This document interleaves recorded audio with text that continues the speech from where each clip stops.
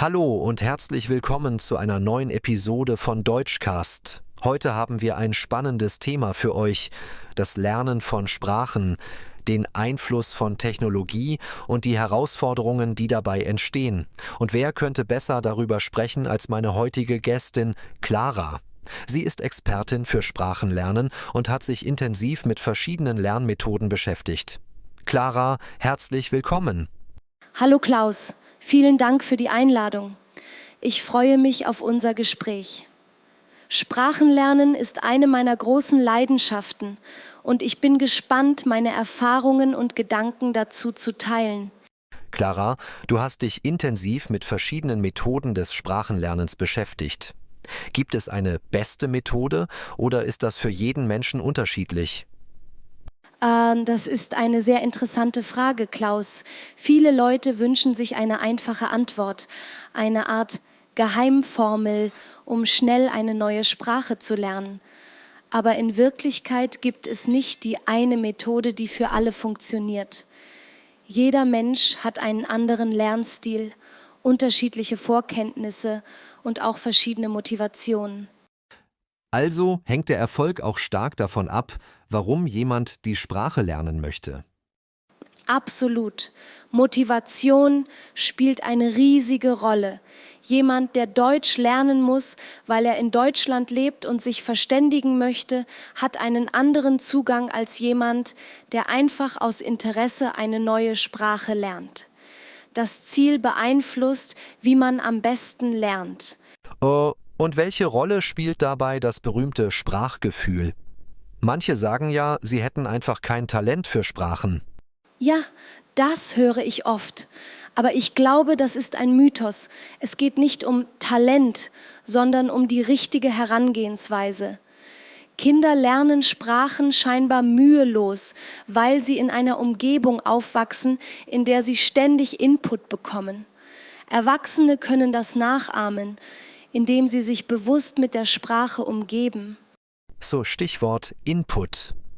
Die Comprehensible Input Hypothesis von Stephen Krashen besagt, dass Menschen eine Sprache am besten lernen, wenn sie häufig hören oder lesen, am besten auf einem Niveau, das leicht verständlich, aber dennoch herausfordernd ist.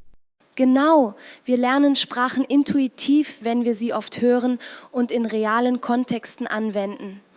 Wer nur Lehrbücher liest und Grammatikregeln paukt, wird sich schwer tun, die Sprache wirklich fließend zu sprechen. Also würdest du empfehlen, sich möglichst viel mit der Sprache zu umgeben? Ja, definitiv. Das nennt sich immersives Lernen. Das bedeutet nicht, dass man gleich ins Ausland ziehen muss, aber es hilft enorm, wenn man im Alltag viel mit der Sprache in Kontakt kommt, durch Podcasts, Filme, Bücher oder sogar das Umstellen des Handys auf die neue Sprache.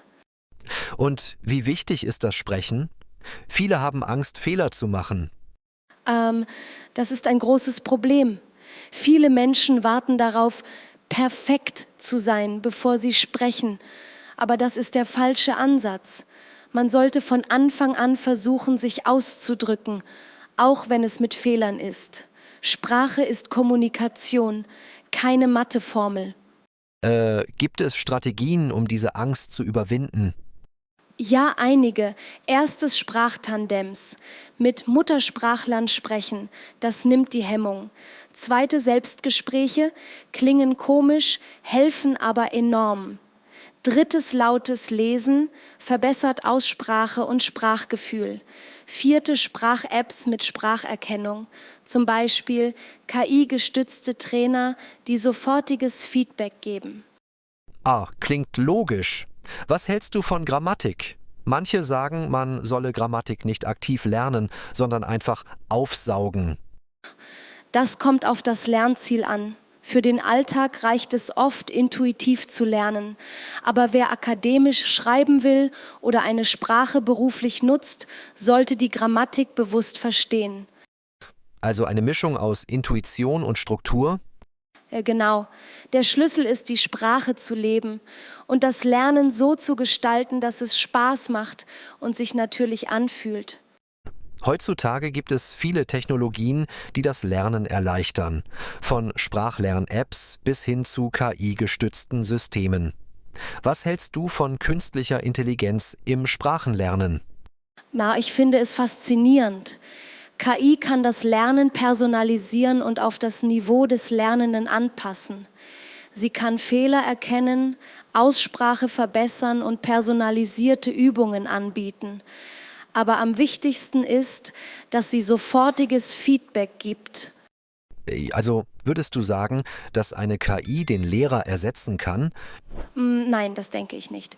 KI ist ein sehr gutes Hilfsmittel, aber Sprache ist auch Kultur, Emotion und zwischenmenschliche Interaktion. Das kann eine Maschine nicht ersetzen. Viele Leute beginnen begeistert mit einer neuen Sprache, aber verlieren dann schnell die Motivation. Warum passiert das? Oft setzen sich Menschen zu hohe Erwartungen und denken, sie müssten nach wenigen Monaten fließend sprechen. Sprachenlernen braucht Geduld.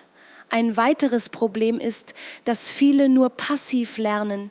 Sie lesen oder hören viel, aber sprechen wenig. Welche Strategien empfiehlst du, um dran zu bleiben? Und deine tägliche Praxis. Auch wenn es nur 15 Minuten sind, Kontinuität ist wichtig. Sprechen, sprechen, sprechen. Selbstgespräche, Sprachtandems oder KI-gestützte Sprachtools nutzen. Persönliche Interessen einbauen. Man sollte Inhalte konsumieren, die einen interessieren, wie Filme oder Podcasts.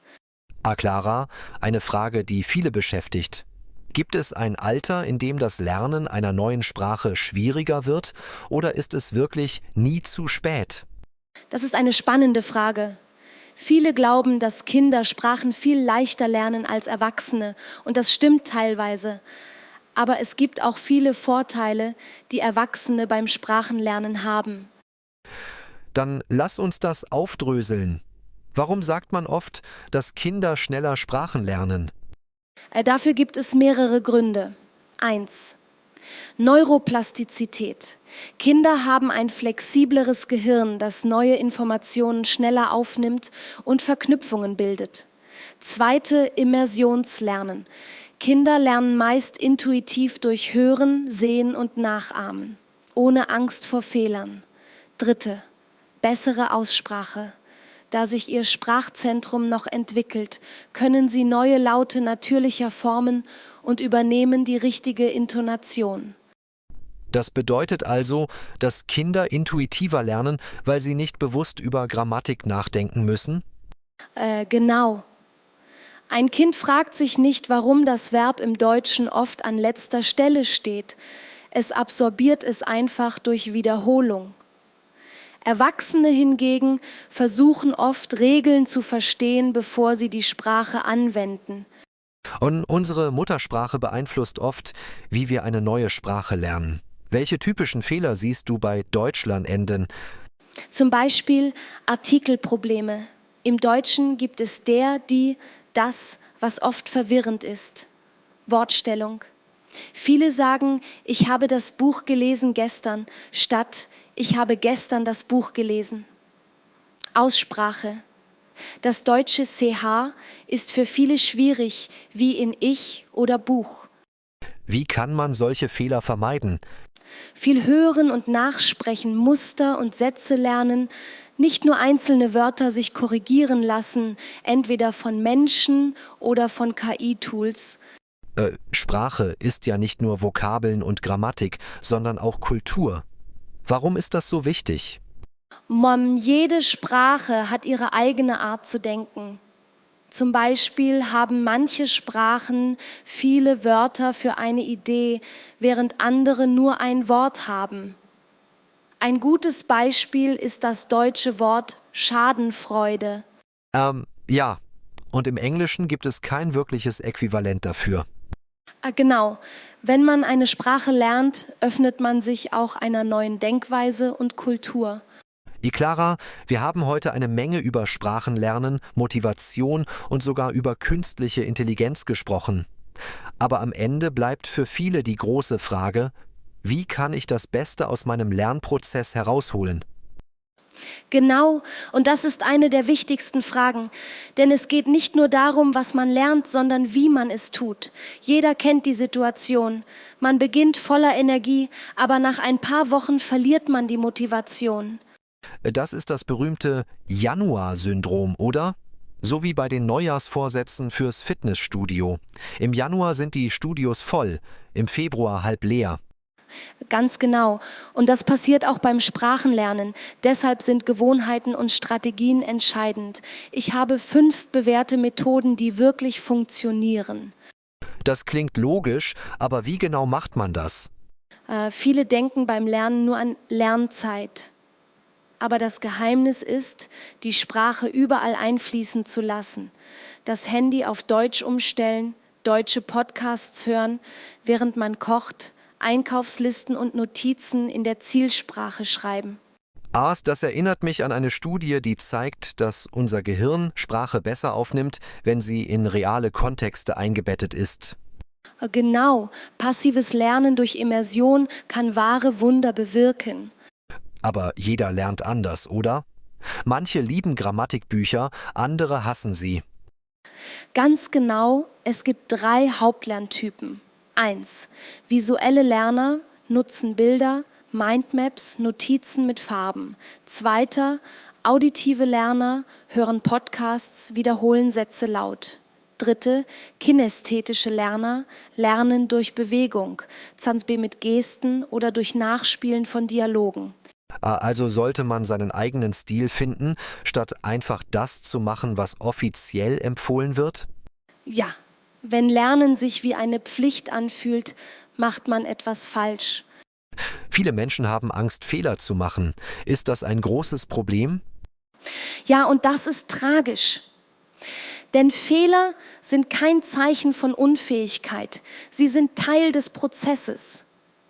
Kinder lernen ihre Muttersprache, indem sie tausende Fehler machen. In der Wissenschaft gilt, wer mehr Fehler macht, lernt schneller. Das erinnert mich an eine Anekdote. Winston Churchill hat einmal gesagt, Erfolg ist, von Misserfolg zu Misserfolg zu gehen, ohne die Begeisterung zu verlieren. Ach, perfekt. Wer sich nicht traut, Fehler zu machen, blockiert sich selbst. Viele Lernende warten, bis sie bereit sind, bevor sie sprechen. Ist das ein Fehler? Ja, einer der größten. Man muss von Anfang an sprechen, auch wenn es sich komisch anfühlt. Selbstgespräche auf Deutsch führen, Alltagssituationen simulieren, eine Sprach-KI wie ChatGPT als Übungspartner nutzen. Ahaha. Also darf man sich selbst dabei erwischen, wie man im Supermarkt leise auf Deutsch mit sich selbst spricht? Absolut. Wer das regelmäßig macht, überwindet schneller die Hemmung. Viele Menschen starten motiviert, verlieren aber irgendwann den Überblick. Wie bleibt man am Ball? Dafür helfen klare, messbare Ziele. Nicht, ich will besser in Deutsch werden, sondern ich werde in 3 Monaten eine 5-minütige Unterhaltung führen können. Erfolg messen, ein Sprachtagebuch führen, Sprachaufnahmen machen, kleine Tests mit sich selbst machen. Also sollte man seinen Fortschritt feiern? Ja, kleine Erfolge bewusst wahrzunehmen, hält die Motivation hoch. Clara, das war eine unglaublich spannende Diskussion. Ich denke, unsere Zuhörer haben heute viele wertvolle Tipps bekommen. Ach, danke, Klaus. Ich hoffe, dass alle, die zuhören, etwas für sich mitnehmen können. Sprachenlernen ist kein Sprint, sondern ein Marathon. Aber es lohnt sich. Ja, liebe Zuhörer, jetzt seid ihr dran. Welche Tipps haben euch am meisten geholfen? Teilt eure Gedanken in den Kommentaren oder probiert eine Methode aus und berichtet uns davon. Tschüss!